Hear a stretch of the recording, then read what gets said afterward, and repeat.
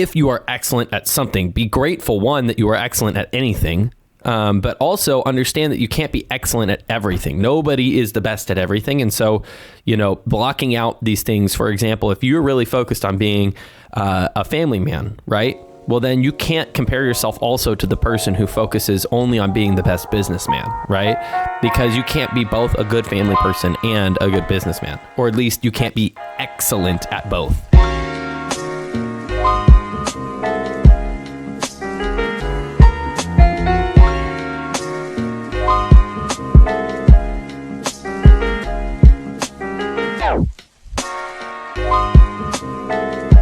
All right, welcome back to the Pursuit of Property podcast. Today, it's just my co-host Scott Farrow and myself. We're excited to be back in the studio doing another book review, the first time in a while, and both of us really eager to jump into this one because I think we've got a good discussion coming up on this book. So, Scott, how you doing, my friend? Dude, I'm good.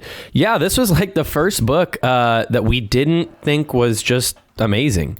I think you're going to hear it kind of in our commentary today. There was stuff that was good about it. There was stuff that we disagreed with adamantly. But it's good to read books that you don't fully agree with. I feel like it tests, your what you think is right and wrong. And, sometimes you discover new beliefs. But yeah, it's kind of an interesting book for us to talk about. Yeah, so today we're going to be talking about The Subtle Art of Not Giving a Fuck by Mark Manson. And so the whole reason we read this and are doing the book review in the first place is because I don't think I've had any person not like when they're recommending the book to me, obviously they're recommending it for a reason. I don't think I've had really any negative feedback from anybody who's recommended the book. So we're sitting here going like, dude, we've heard all great things about it. Yeah. We've got to do a review on it. And so, I'll preface it with this. I think, obviously after listening to our book review, take with it as you will. But, depending on how you take it, I think it's always good to read it because the message may resonate with some people. I mean, everybody who recommended the book to us recommended it for a reason. So it may connect with, people better than it did with the two of us. But not to say we still found some really great points in here. Yeah. Well, let's start it off. Let's do it. The author, Cade and I both read the book and we watched the author's video summary because he wanted to clarify a few points. He's very clear that this is like an anti-conventional self-help book and that it's literally exactly opposite of what most help books are about. I think that might have been the biggest thing that threw us off. For example, his opinion is that whenever you start paying attention to something that you don't have, it specifically focuses on what you are not and makes you miserable. Like if you want to be happy and all you think about is that, hey, I want to be happy or I am happy, you're subliminally telling yourself I am not happy and thus making yourself less happy. And it's a paradoxical relationship that constantly requires you to think about the positive and it then forces you to be negative. So I don't know. It didn't quite make sense to me. I personally don't feel like I've experienced that, but that's his core belief. Yeah, it's like you said, it's a little bit confusing and it's so interesting too, because, reading it from our standpoint or from my standpoint, I mean, the concept makes sense a little bit, but then it's like, not like we were saying, I never really experiencing it like that. Right. I mean, he makes the example, that a happy person doesn't need to tell themselves they're happy. They don't, go into the mirror and chant and tell themselves, I'm happy all the time. So, I mean, it's, the book starting off on that foot, I think for me was kind of like, okay, what are we going to get into here? And so, that may have played a part into, some of our analysis going into it, but, we'll take it from there. Well, and yeah, so I think that may have set the tone for how we viewed the book. Yeah, I think so too. Okay. The second thing he kind of talks about is about, okay, what is not giving a fuck? Because, we are big proponents of, making sure that you're never lukewarm, right? if you're going to make the decision, be bold about it. He talks about the same thing. He's like, look, not giving a fuck doesn't mean be indifferent or not care. It's simply about picking which things you care about, right? So blocking out all the distractions and negativity, or in this case, positivity, and picking certain things that you are focused on and making that important. That's what he means by, not giving a fuck. And I think that clarification and distinction, was something I really connected with, right? One of the things in the book that I was like, okay, yeah, this is legit, right? Because you can't be, in the real estate space, right?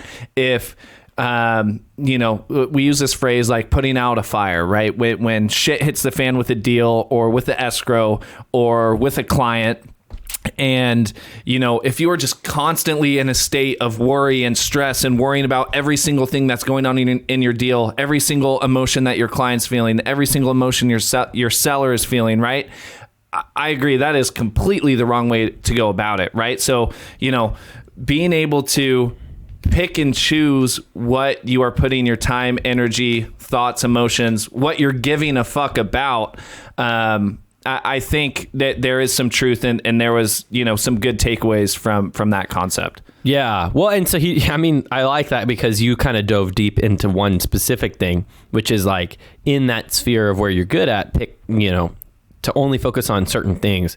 But he also is like, hey, in the age of technology, all you're given all the time are the absolute best at everything. And so he's like, what it allows is for everybody to only see excellence. And then they compare themselves to the most excellent elite people in different things. And they just consider themselves terrible at everything. Right. And so, there's a point to be made that if you are excellent at something, be grateful, one, that you are excellent at anything. But also understand that you can't be excellent at everything. Nobody is the best at everything. And so, blocking out these things, for example, if you're really focused on being a family man, right? Well, then you can't compare yourself also to the person who focuses only on being the best businessman, right? Because you can't be both a good family person and a good businessman, or at least you can't be excellent at both.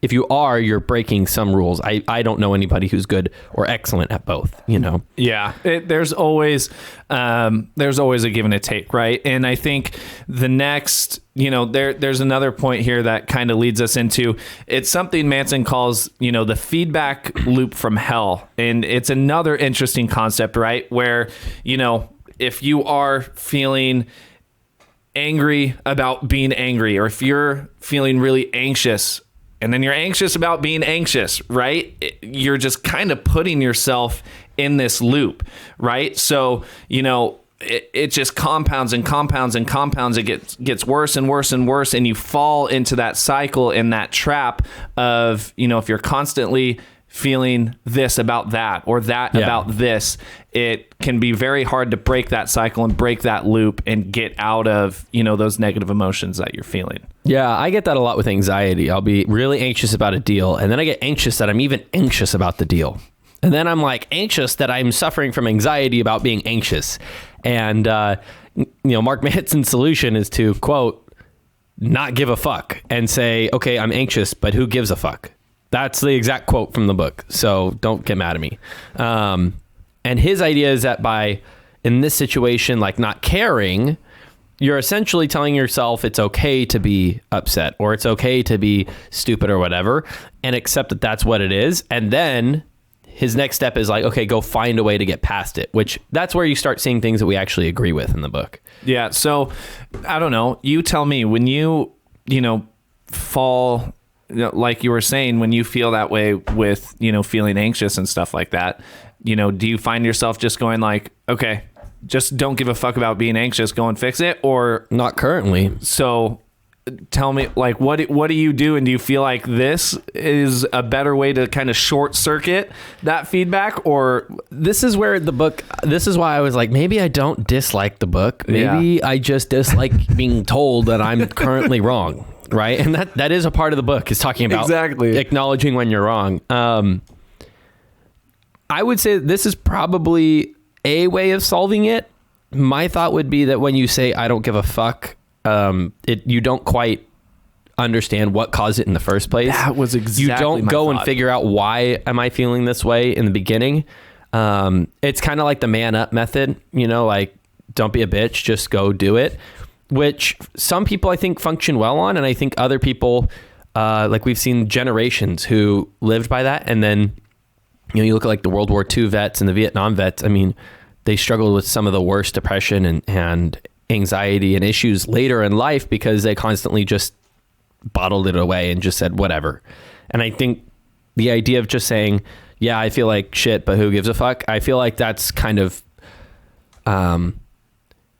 it's a really shallow way of solving it. Yeah, no. And that was exactly my thought too, when kind of reading through that. And it's, again, who are we to say there's one way that's better than the other at dealing with stuff like that? Like you said, definitely a potential solution that may work better for some people and not as well for people like you and me, right? Who think my exact thought was, if I'm feeling this way, why am I feeling this way? What can I trace it back to resolve or solve whatever that is, to make sure that whatever reason I'm feeling this way, I don't get caught in that feedback and keep feeling that same thing over and over and over. Yeah. Now, let's just jump to what not giving a fuck means, according to the author. Because when I read the title, to me, it was like The Art of Being an Asshole. That's kind of how I originally thought this book was. That's why I never read it.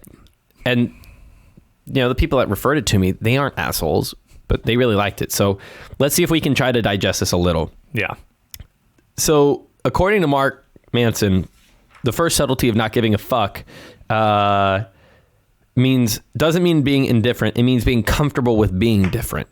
And I think that there is some value to this. I think the idea of what he was trying to say is that the art of not caring, maybe, and I guess giving a fuck means to care, but like the art of being accepting of that you are different, that you are dealing with struggle, that you are in pain, that you are not perfect, that you are not maybe excellent, right? And I think it's a form of saying just being accepting.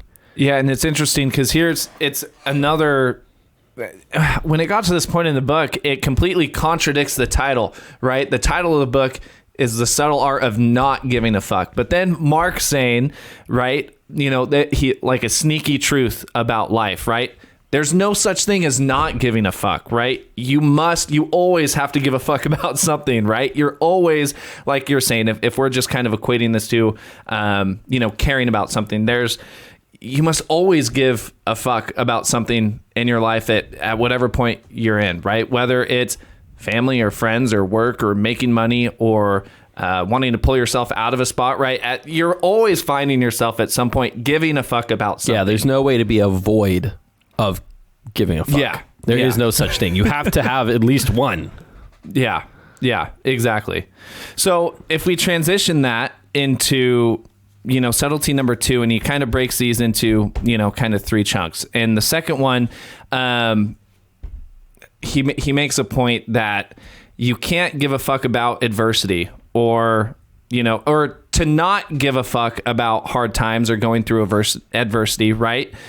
You first have to give a fuck about something more important than the adversity you're going through and the hard times and the stuff like that. Yeah. Right. So if you're continually giving a shit about, stuff that bothers you or, all this stuff, here's where the book, I thought, started to get a little repetitive too. And it's the style of the book that may not mesh really well with a lot of people because there's cussing every other sentence, right? I feel like the book started to fall into a little bit of a feedback loop in and on itself, right? When I think there may have been a better way to convey the messages that he's going into. But I don't know.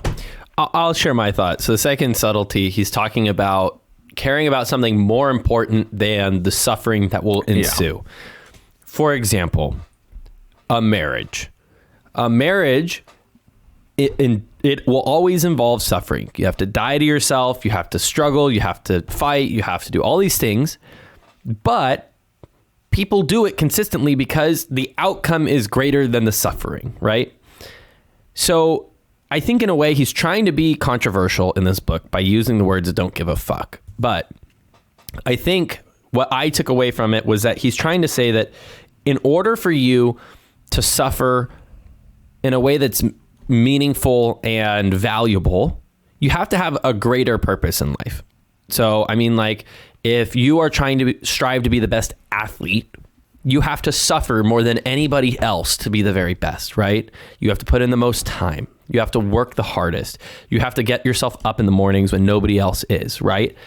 That's just how life works. If you want to be the best dad, you have to do the same thing. If you want to be the best realtor, you have to do the same thing. You have to work when nobody else wants to work. You have to learn when nobody else is willing to learn.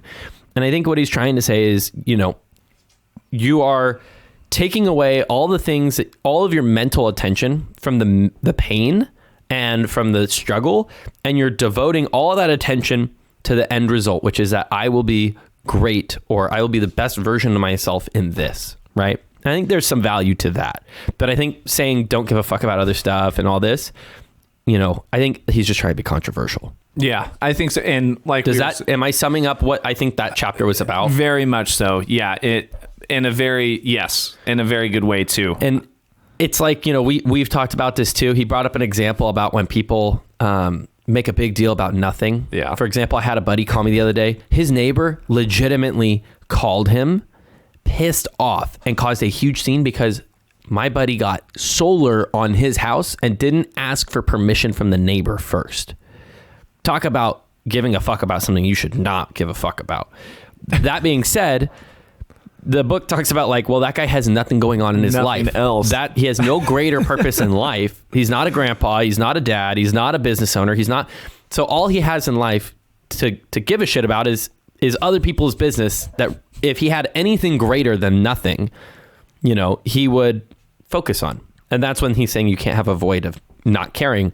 The guy doesn't care about nothing. He now cares about his neighbor having solar, not going and doing something for the world. And something clicked for me when reading that part too, because and you using a great example, real life example of something that happened the other day, I think it helps me now better understand people when they do act that way, or when they when a situation like that does pop up, or if we have a seller or another agent on the other side of the transaction where something's blown completely out of proportion, and we're sitting there kind of like, what the heck is going on, man? But here is where I thought, dude, there's just nothing that you're always finding something to give a fuck about, right? And if you don't have any of these other, what we would say, important things to be giving a fuck about, right? Like family, friends, or business, that's where it falls down into these little small things that are so trivial,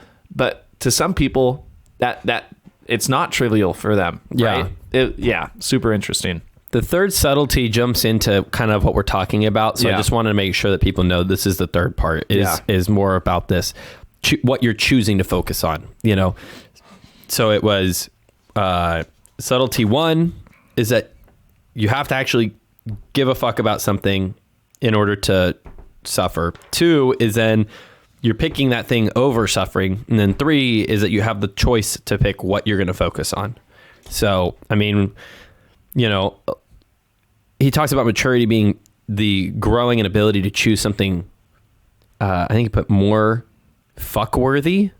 Again, I think this guy, I'm kind of getting tired of saying the F word. I know. But it's like, he's talking about, okay, as you get older, you start to be able to decide at a higher level what you're going to actually focus on and what you're actually going to care about.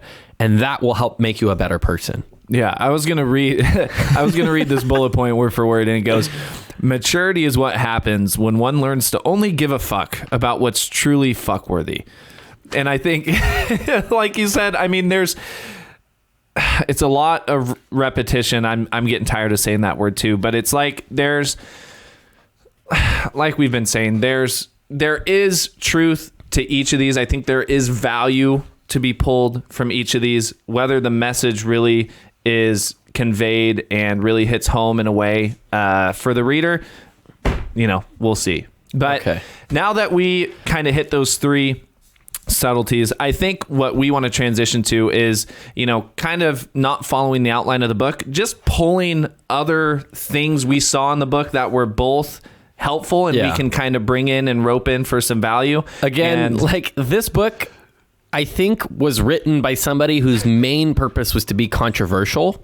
Absolutely. And 100%. He states that in the summary video. Yeah. So we didn't want to go through it line by line the way we would on another book where it seems like the structure was well thought out and intentional. We're just going to kind of hit the points that we felt were worth talking about. So hopefully we can save you some time. So let's talk about this first thing. Something called the backwards law. And it comes from a philosopher named Alan Watts.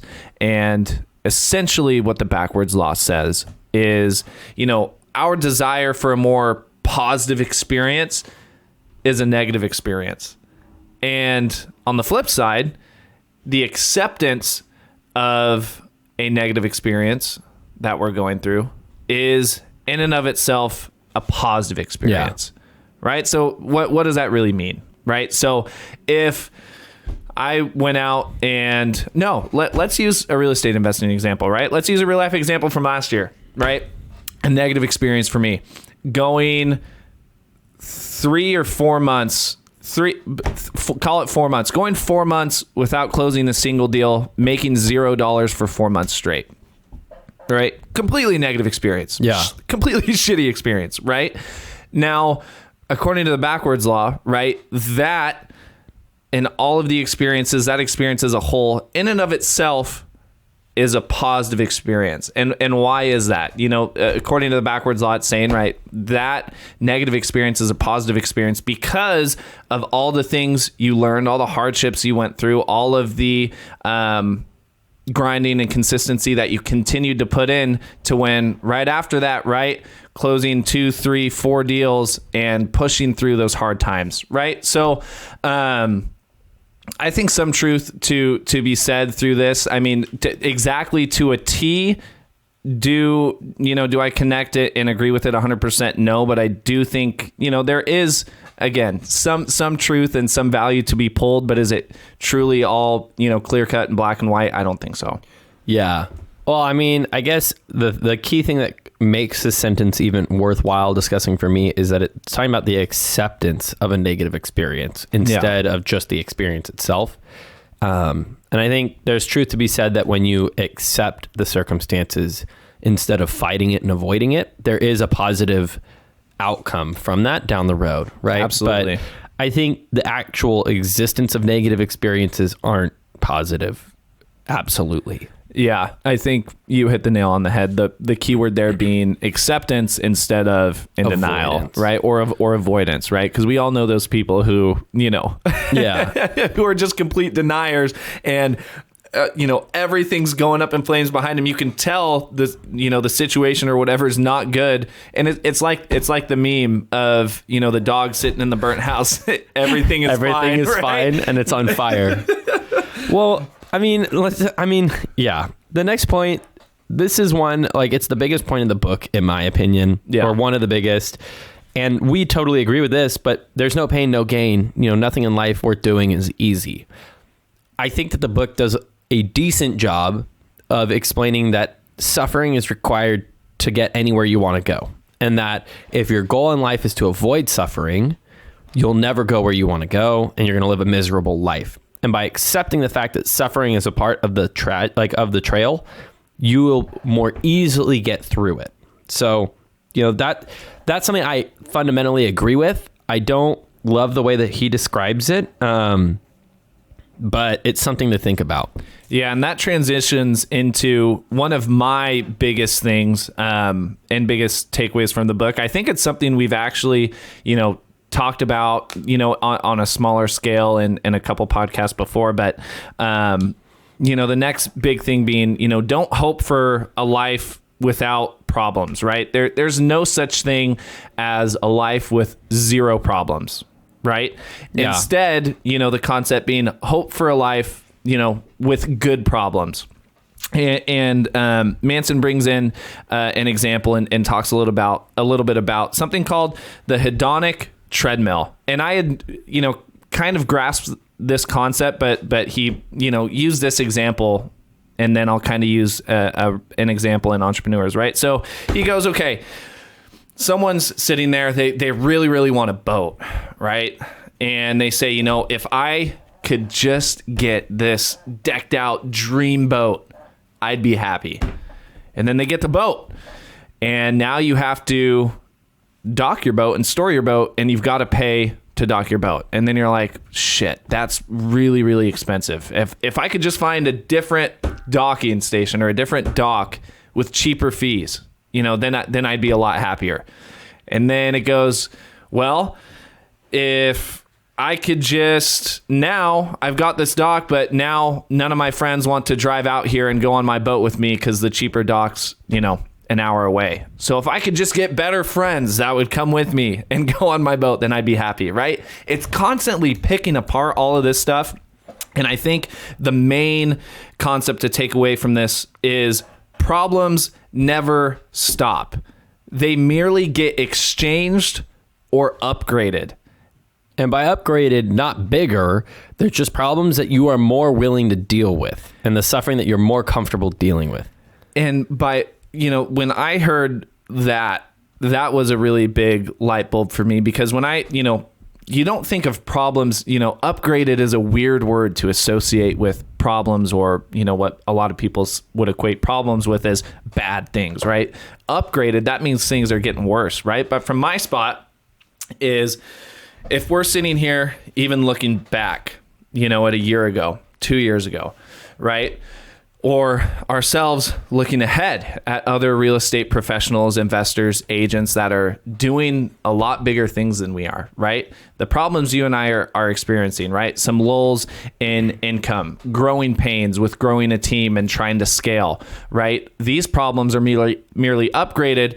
We've got investors who are converting freaking motels and hotels into multifamily units, right? They're dealing with a whole different set of problems that we're not dealing with.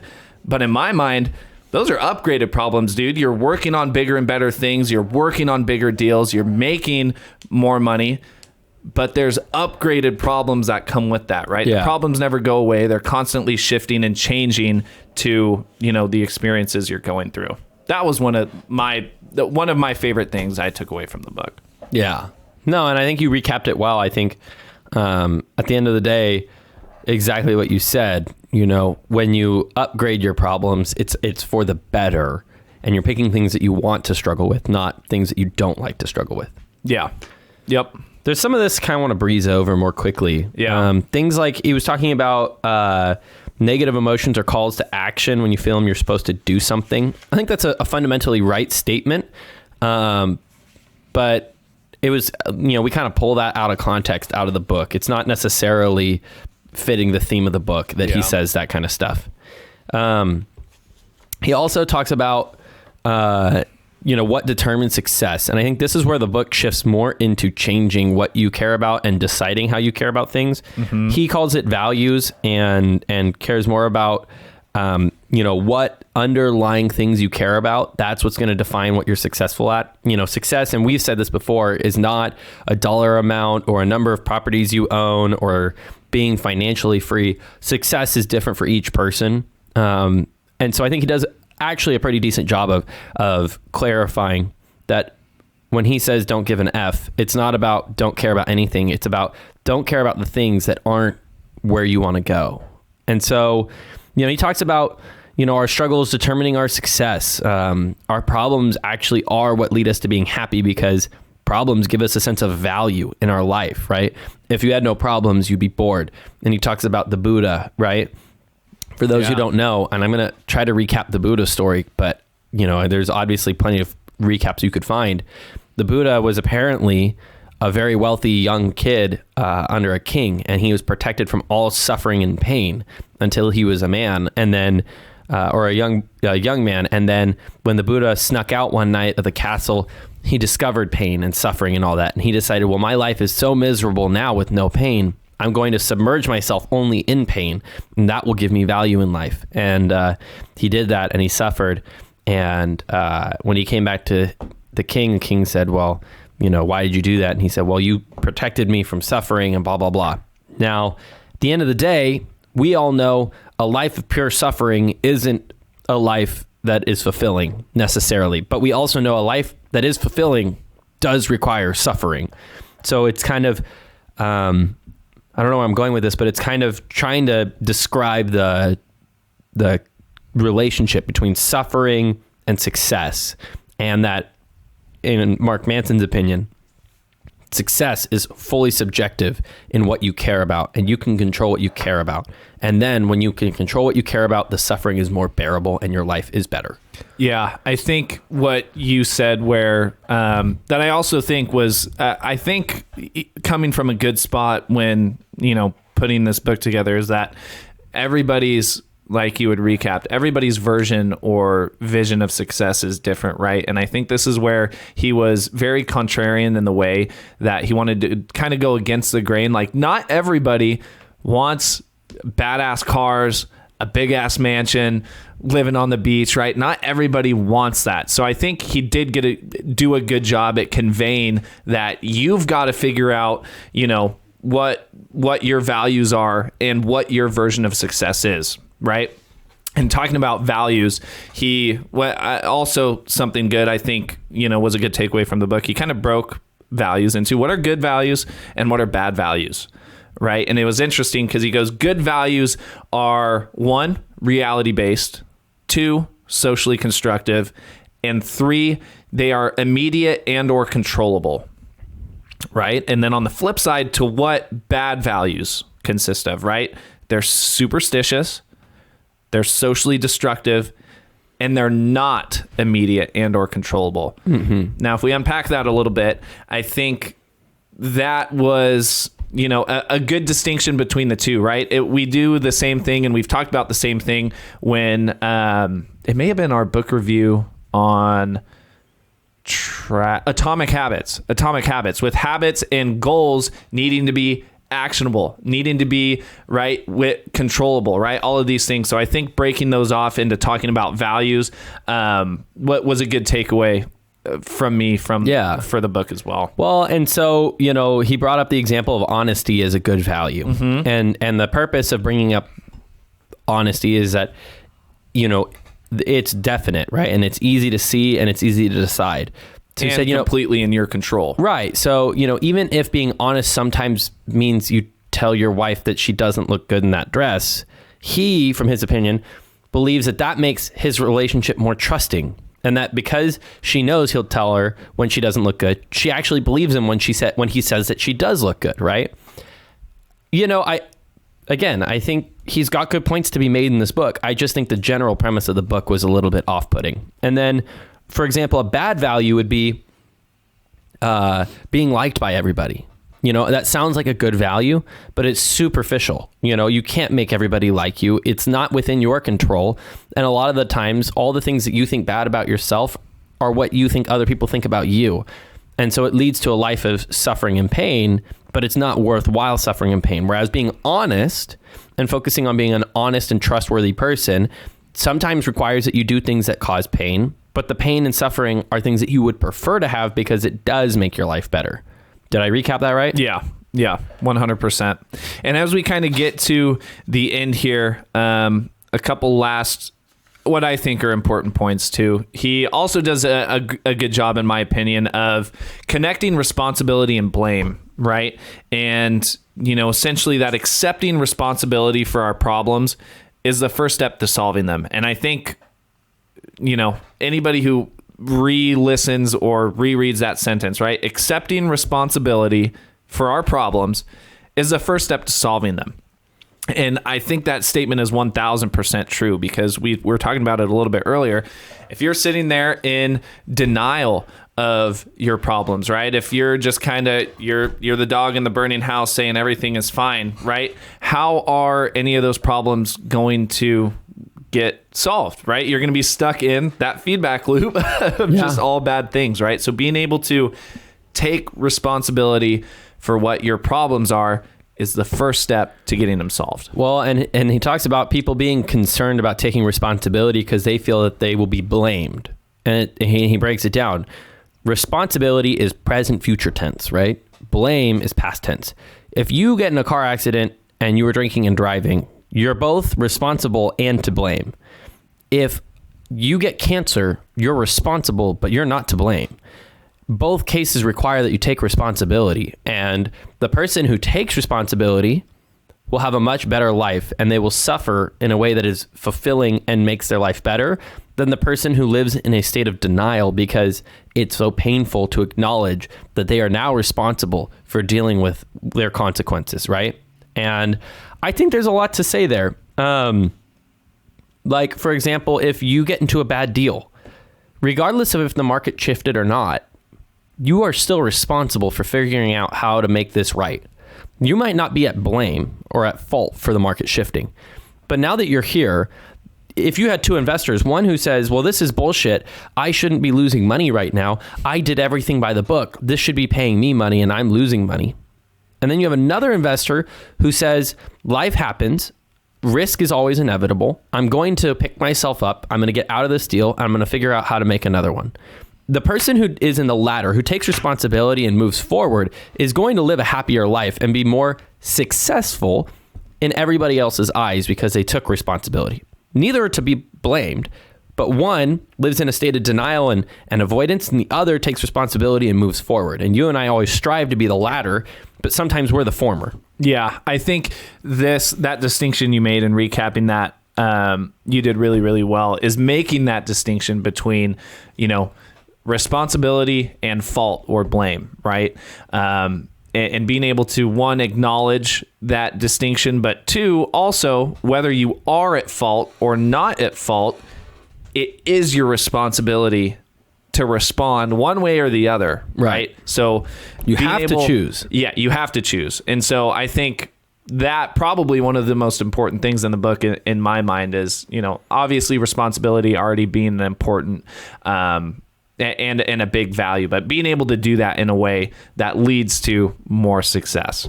The last thing is a little weird. And yeah, I want to talk about this, and then I have something else I want to talk about. Yeah. He brings up death, and he thinks that this is the most important chapter of the whole book. Mm-hmm. And I think it's because he's fighting a traumatic experience from when he was 19, when he lost his friend.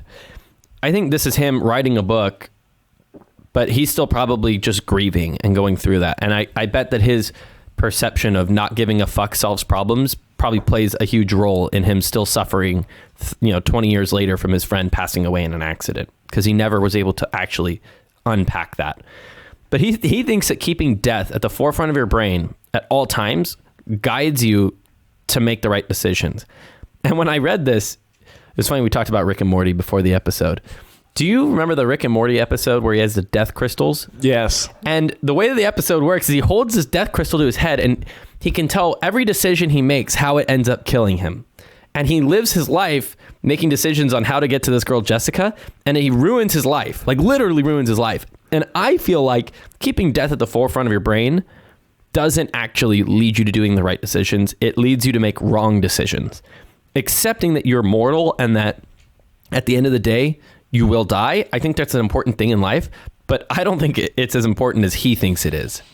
Yeah, I agree with you. It's like, it's a weird analogy to tie together, but I don't get it. And I try, this part too, just because it was so out of the blue, dude. Like I tried, and like you said, I think you did a good job of maybe putting yourself in his shoes as to thinking why, why he thinks this may be beneficial or why he thinks this may be a good way to go about it, right? But yeah, I'm with you, dude. 24/7 going through, making, minor, major decisions every single day with death and your mortality at the front of your mind is... quite frankly, dude, that's not a way I want to go about each and every one of my days. So yeah, very, very, very interesting. Yeah, that's exactly right. There was one other thing I want to talk about because it wasn't in here. I'm trying to remember what reminded me of it. The death part? No, it was before the death. We were talking about responsibility and blame. Oh, acknowledging that you are not exceptional or unique. Oh, this is something that, it kind of resonated with me a little bit. And this is the one thing that I think was kind of an asshole thing that he said that I thought to myself, maybe that's an honest truth. One, he talks about sometimes the most truthful things are the most painful to hear. but sometimes I think the way you say it matters. He talked about everybody talks in our culture about everybody can be exceptional. And it reminds me of the movie The Incredibles, where if everybody's super, nobody is. And he literally says that verbatim. And I think there's something to be said that in order to become wildly successful in your own life, not to become mega wealthy, not to be the CEO of some top fortune company, like to be successful in the way that you view success requires that you acknowledge that you're not successful yet. And that a lot of people struggle to understand or like be accepting that it's okay to not be exceptional, and that the constant pursuit of being exceptional is exceptional in itself, and that the value is the struggle of trying to become the best version of yourself. It's not a destination, it's the journey. Yeah, and I think, he equates that with the sense of entitlement, right? I don't know if you remember him. I totally forgot him going through this part, right? But you've got the two polar opposites, right? If we put average in the middle, and we've got the ultra successful, exceptional person, right? But then also somebody at the other end of the spectrum, somebody who is constantly being the victim, constantly playing the blame game, right? Their sense of entitlement, because they're different, right? And on the other end of the spectrum, their sense of feeling entitled, because they're different. They're not average, right? Yeah. Whether that's in a good way or a bad way, those two groups feeling a sense of entitlement because they aren't average, right? Which I think was, this part was, in going through this, it was interesting to say the least. I think going through it in whether you listen to it or you read it, I think I'd be interested, to see some other people's takeaways on that. Yeah, this whole book, I will say it. Maybe it's because we read it too quickly. Maybe this is a book that requires you to read it a few times. I would say if you're considering reading the Subtle Art of Not Giving a Fuck, be prepared to just be told stuff that maybe you're going to just blatantly disagree with, and accept the fact that maybe there's truths in the book and there's other things that you can let go. I probably won't recommend this book. That's my final verdict, I think. I would recommend the book, and the only reason I say that is not the only reason. One of the big reasons I say that is because we had so much feedback to give about it that was not just blatantly agreeing and giving praise to the entire book. The reason I recommend it is because I think it's good to come across these type of books where it does make you stop and think and reevaluate and say, okay, is there any value? Is there anything to what this guy is saying for this concept, or is there not, right? I think, and like I said, you gave some great points. Maybe it was, how quickly we read it. Maybe it was, I think each and every person will receive and take away different ideas from the book depending on who you are. So I'd say read it. Come out with your own opinion. See what you do agree with, what you disagree with, what value you do pull from the book. Because I'd be curious if any of our listeners have or do plan on reading the book. Reach out, because I hope we missed something. I want to hear what you think about it, and in case we did maybe miss the mark on any message or misinterpreted anything. Yeah. Well, I mean, that's our review of The Subtle Art of Not Giving a Fuck. I would say, give it a read. I would love to hear other people's opinions. At the end of the day, you can read something that you don't fully agree with, and you can still take out good points and bad points. And worst case scenario, you sharpen your knife or you sharpen your sword on why you believe what you believe. Yeah. All right, you guys. Well, thank you for tuning in to the Pursuit of Property podcast. We are hoping to have some really great guests on here shortly in kind of a panel style, talking about the market, talking about shifting, talking about how to succeed in the new year. So stay tuned, and we'll see you next week. See you next week, guys.